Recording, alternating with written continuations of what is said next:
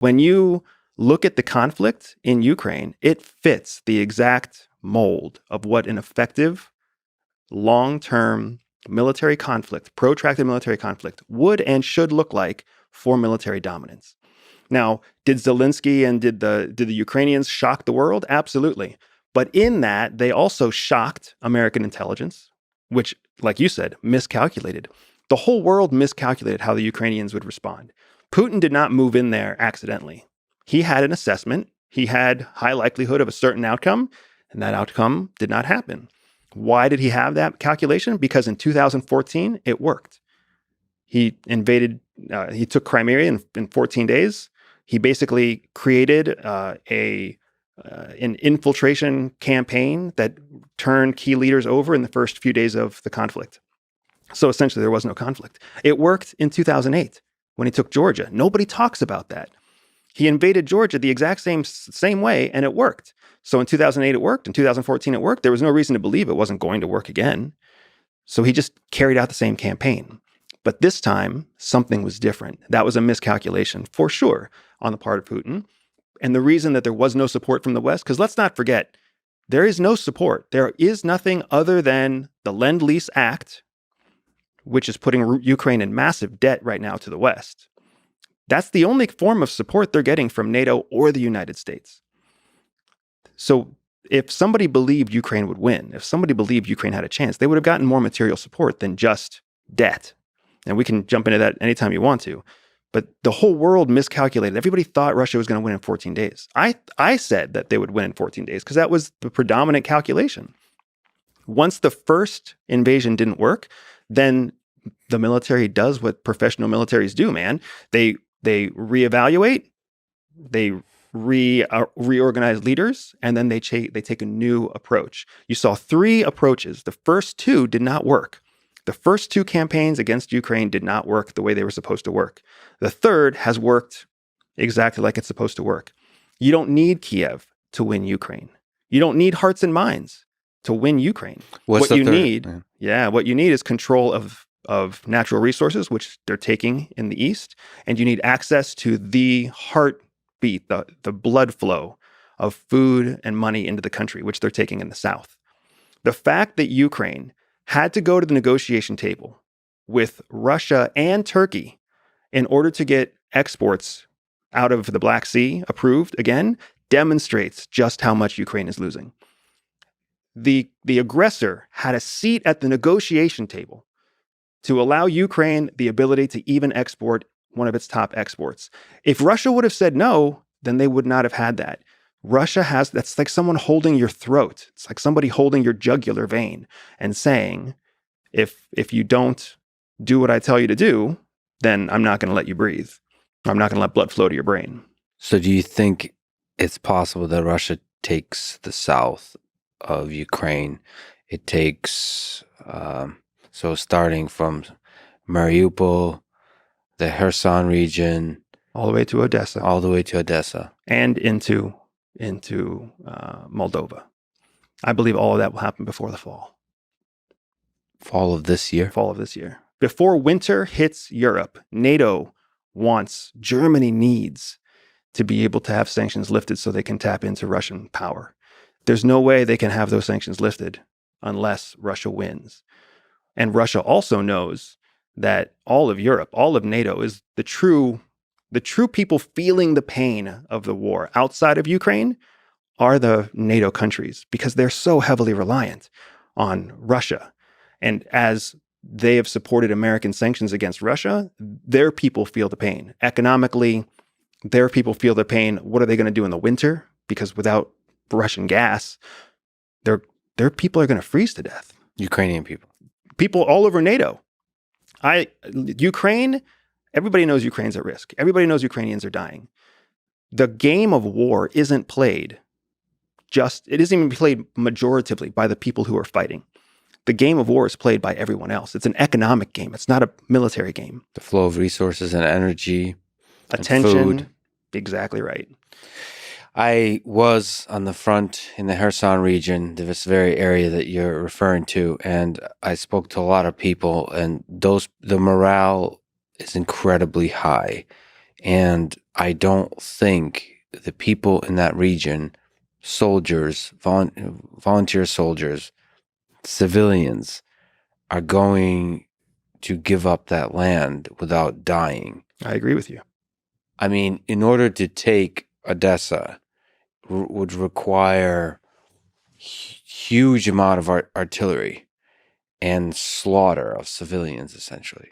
They're not going to use artillery in Odessa because Odessa is too important to Russian culture. It's going to be even uglier than that. It's going to be clearing of streets, clearing of buildings, person by person, troop by troop. It'll be a lot like what it was in Mariupol. Just shooting at civilians. Because they can't afford to just do bombing raids, because they're going to destroy cultural, significant architecture that's just too important to the Russian culture. And that's going to demoralize their own Russian people.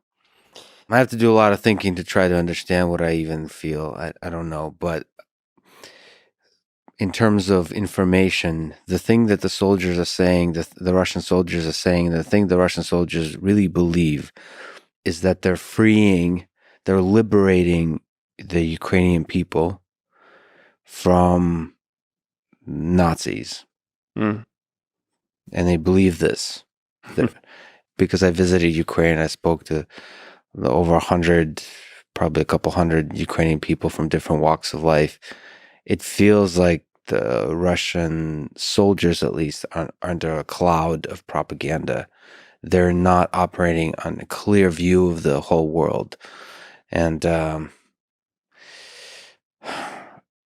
given all that, I just don't see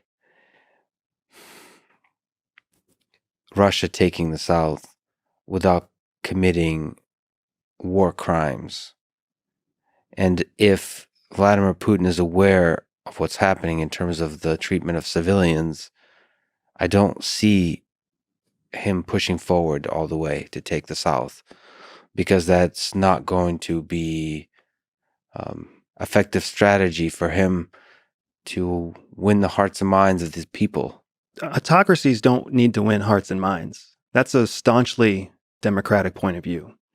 Hearts and minds mean very little to people who understand core, basic needs and true power.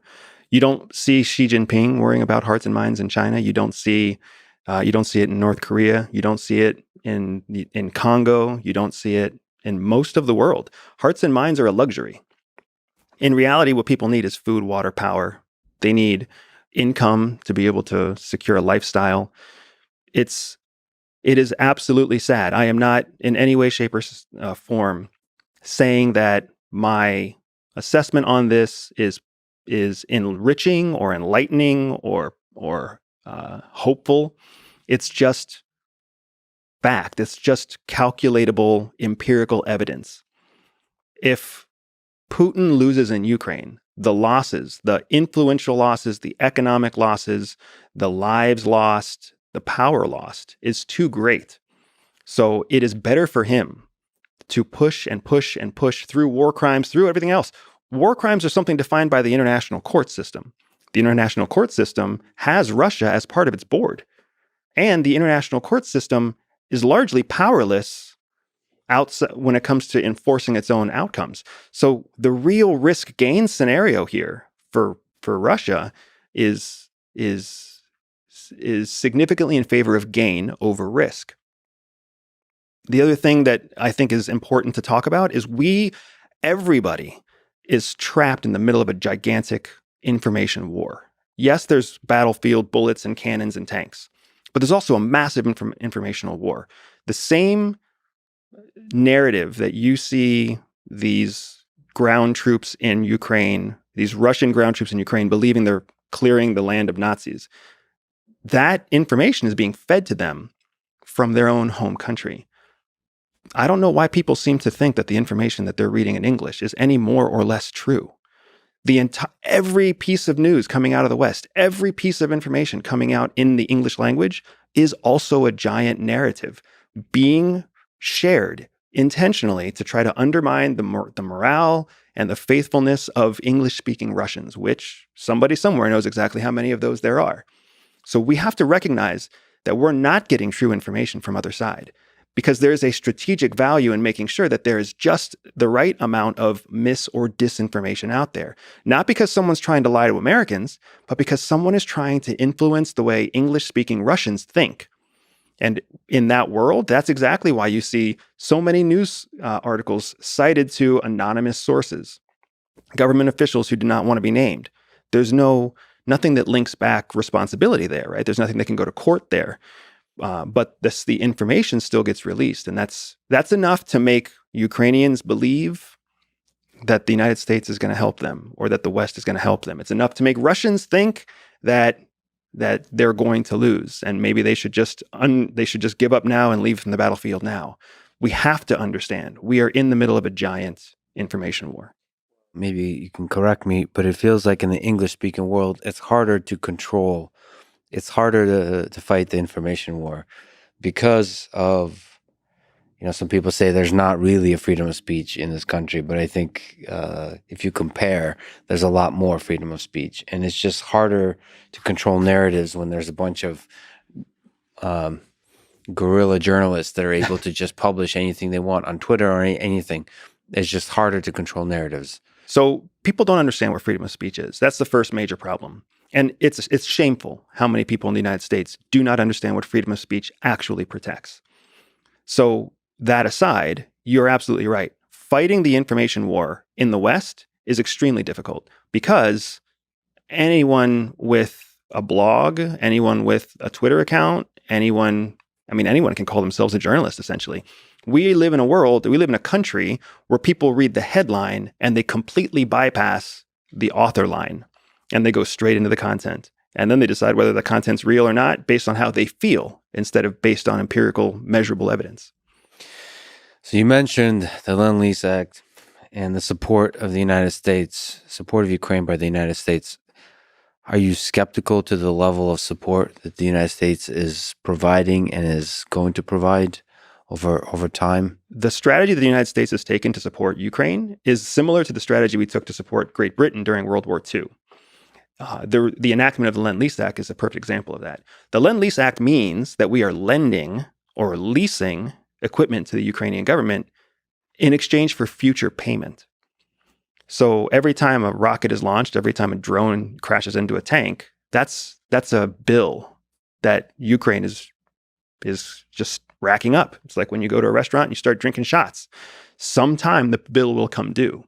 This is exactly what we did when Europe and when Great Britain was in the face of Nazi invasion.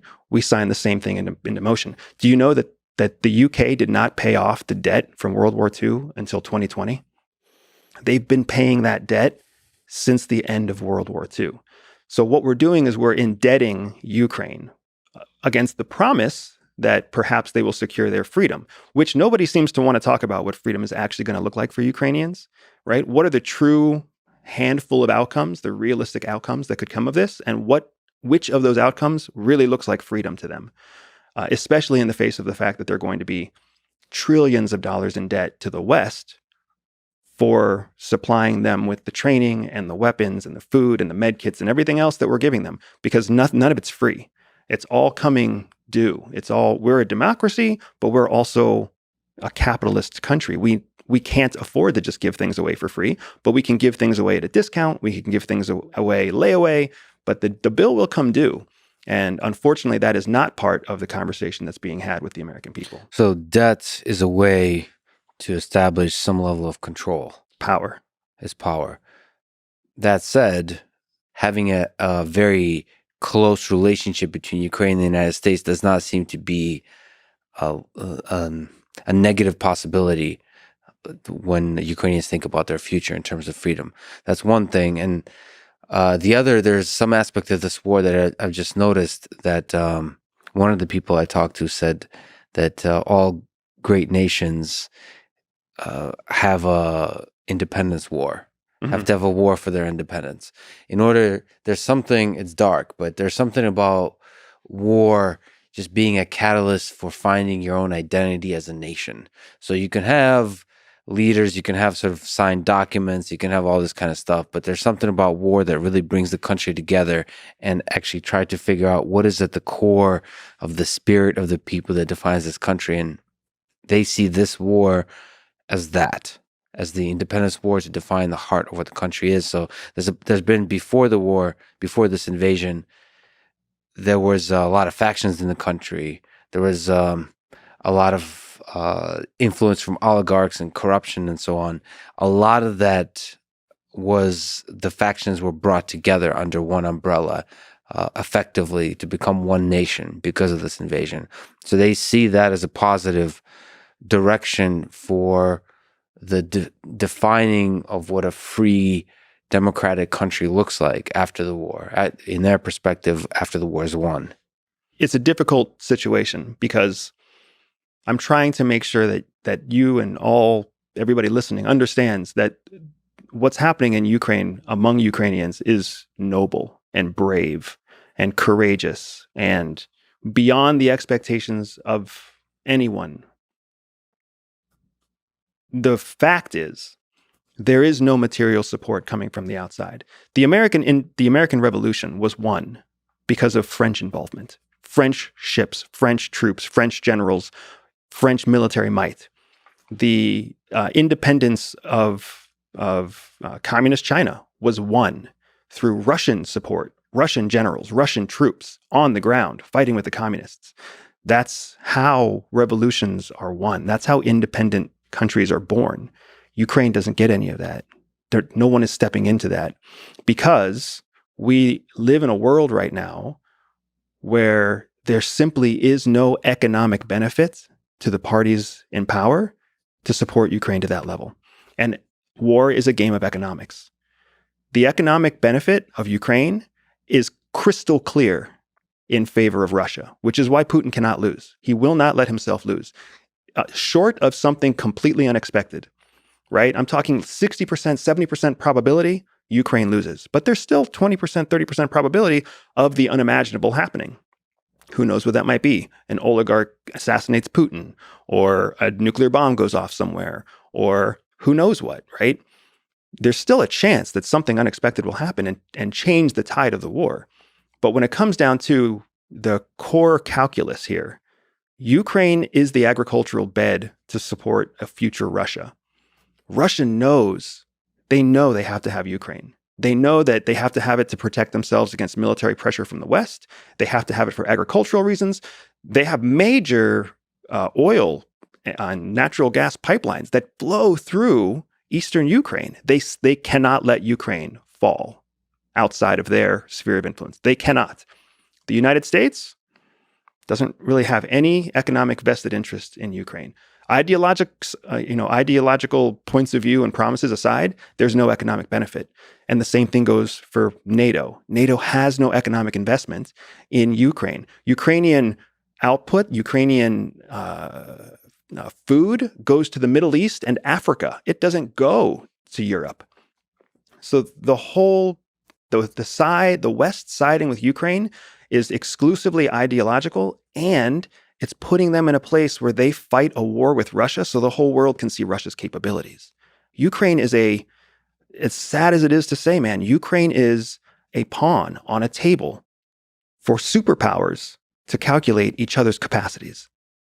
Right now, we've only talked about Russia and the United States. We haven't even talked about Iran. We haven't even talked about China, right? It is a pawn on a table. This is a chicken fight so that people get to watch and see what the other trainers are doing.